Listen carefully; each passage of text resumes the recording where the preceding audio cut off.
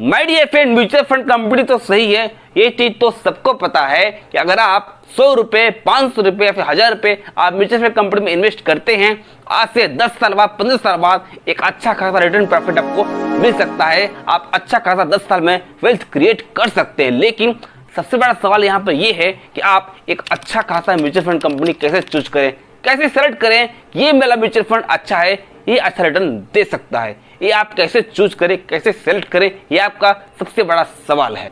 क्योंकि आप पैसा इन्वेस्ट कर रहे हैं, आपको पता होना चाहिए कि मैं जिस कंपनी में पैसा लगा रहा हूं, जिस म्यूचुअल फंड कंपनी में 1000 रुपए एसआईपी में कर रहा हूं, ये कंपनी कितना ग्रो कर सकती है। That is very important.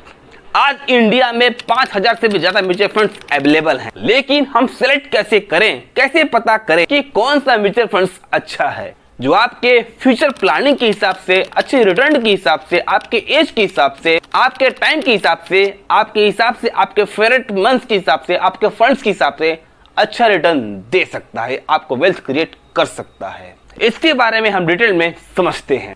देखिए, मैं इस सेशन को स्टार्ट करने से पहले मैं आपसे एक बात क्लियर कर दूं, अगर आप म्यूचुअल फंड एसआईपी में इन्वेस्ट करने के बारे में सोच रहे हैं और आप अपने स्टॉक को 3 साल से ज्यादा टाइम तक होल्ड नहीं कर सकते, तो ये म्यूचुअल फंड्स आपके लिए नहीं है। आप अभी इस टाइम इस वीडियो को स्किप कर सकते हैं, क्योंकि 3 साल से कम टाइम तक स्टॉक को होल्ड करने में म्यूचुअल फंड एसआईपी में पैसा नहीं बनता है। कम से कम 3 साल या फिर उससे ज्यादा टाइम तक आपको होल्ड करना पड़ता है म्यूचुअल फंड एसआईपी में, तभी आपको अच्छा खासा रिटर्न मिलता है। और अगर आप इस कैटेगरी में आते हैं तो इस वीडियो को पूरा देखिए। और ज्यादा टाइम हम पास न करते हुए अब चलते हैं मेन पॉइंट पर। नंबर 1, एक समय सीमा और अपना एक गोल सेट करें। पहला म्यूचुअल फंड जो सेलेक्ट करने का तरीका है वो है कि आप अपना पहले गोल तय करें कि आपको कितने साल में क्या चाहिए, फिर उसके हिसाब से आप म्यूचुअल फंड सेलेक्ट कीजिए। जैसे 5 साल बाद आपको अपने बच्चे को एजुकेशन कराना है, 10 साल बाद आपके अपने बच्चों की शादी करनी है,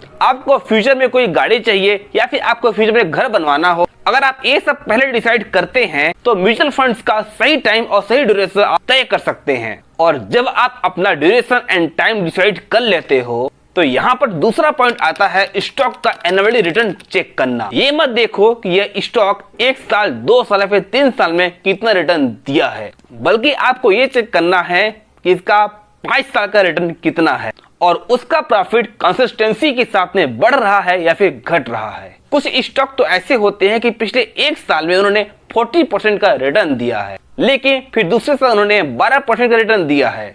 इससे तो अच्छा है कि वह स्टॉक हर साल 24% का रिटर्न दे सके, वो ज्यादा बेटर रहेगा। तो आपको ये देखना है कि पिछले 5 ईयर में, पिछले 10 ईयर में इस स्टॉक का रिटर्न कितना परसेंट है, कंसिस्टेंसी रिटर्न दे रहा है या फिर नहीं दे रहा है, ये स्टॉक टिक रहा है या फिर नहीं टिक रहा है, ये चीज आपको चेक करना है। अब चलते हैं तीसरे पॉइंट की तरफ कि म्यूचुअल फंड कंपनी को सेलेक्ट करने के टाइम आपको क्या ध्यान देना चाहिए, और वो है स्टॉक का एक्सपेंस रेशियो ज्यादा नहीं होना चाहिए। कोशिश करें कि स्टॉक का एक्सपेंस रेशियो 0.6% या फिर 0.7% ज्यादा न हो। और इस म्यूचुअल फंड्स कंपनी में सबसे ज्यादा डाउट जो लोगों को रहता है वो है किस टाइप का म्यूचुअल फंड्स लें, क्योंकि उनके सामने बहुत टाइप के ऑप्शन अवेलेबल रहते हैं, वो कंफ्यूज हो जाते हैं। Like small cap, mid cap and large cap. यहाँ पर उनको 3 ऑप्शन मिलते हैं। देखिए, बहुत लोग क्या समझते हैं कि स्मॉल कैप मतलब बहुत कम रिटर्न मिलेगा और लार्ज कैप मतलब बहुत अच्छा रिटर्न मिलेगा, और लार्ज कैप में बहुत बड़ी बड़ी कंपनियां रहेंगी,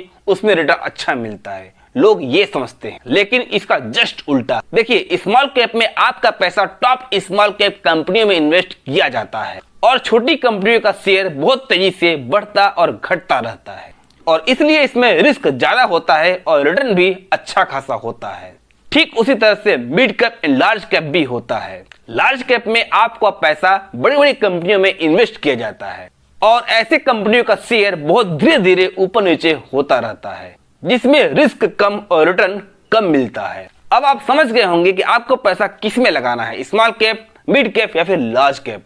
अगर आप एसआईपी 5 साल के लिए कर रहे हैं, म्यूचुअल फंड कंपनी अगर आप 5 साल के लिए इन्वेस्ट कर रहे हैं तो आप लार्ज कैप की तरफ जा सकते हैं। लेकिन अगर आपकी प्लानिंग लॉन्ग टर्म की है, लाइक 15 साल, 20 साल, 25 साल, 30 साल के लिए है, तो आपको स्मॉल कैप की तरफ जाना चाहिए। ये थे वो बेसिक फंडा जो आपको म्यूचुअल फंड्स लेने के टाइम ध्यान देना चाहिए।